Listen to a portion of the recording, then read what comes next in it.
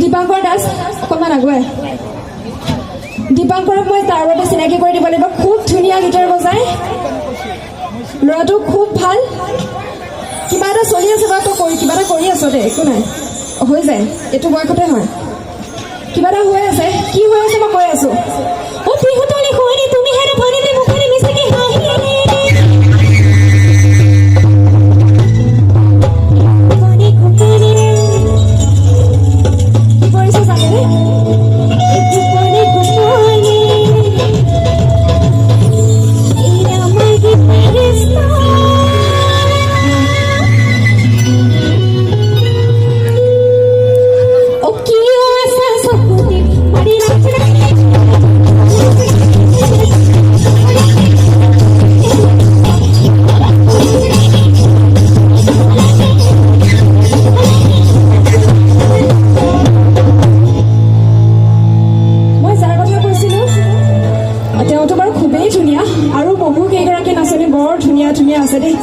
দেখিয়ে মনটো ভালে গৈছে আচলতে মানে বঙাইগাঁৱৰ ছোৱালী খুব ধুনীয়া হয়নে বাৰু